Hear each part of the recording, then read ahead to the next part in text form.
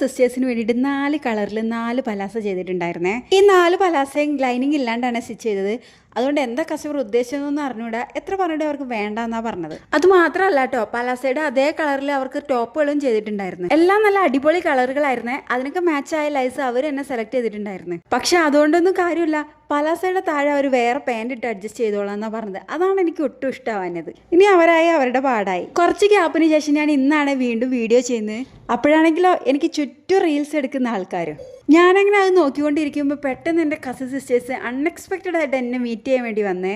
ഒരു ദിവസം എന്നെ കാണാൻ വരാമെന്ന് പറഞ്ഞിട്ടുണ്ടായിരുന്നു. പക്ഷേ ഇന്ന് വരുന്ന ഞാൻ ഒട്ടും പ്രതീക്ഷിച്ചിട്ടുണ്ടായിരുന്നില്ല. അവർ വന്നാൽ അങ്ങനെ ചുമ്മാ ഇരിക്കുകയൊന്നുമില്ല കേട്ടോ. എന്തെങ്കിലും കാര്യത്തിൽ അവരെന്നെ സഹായിക്കും. അങ്ങനെ എനിക്ക് തന്നൊരു സഹായമാണ് ഇത്. ചിപ്പിയാണ് ഈ ഗ്ലാസ് മുഴുവൻ ക്ലീൻ ചെയ്ത് തന്നത്. ആർക്കെങ്കിലും ആവശ്യമുണ്ടെങ്കിൽ വിളിച്ചോളൂ കേട്ടോ. ശരിക്കും ഇവരാണ് എൻ്റെ പവർ എന്ന് പറയുന്നത് തന്നെ. ഒരു ദിവസം പോയത് ഞാൻ അറിഞ്ഞതേ ഇല്ല. അങ്ങനെ ഇവർ വന്ന സന്തോഷത്തിൽ ഞങ്ങളെല്ലാവരും കൂൾ ബാറിൽ പോയിട്ട് ഒരു ജ്യൂസൊക്കെ കുടിച്ചിട്ട് പിരിഞ്ഞു കേട്ടോ.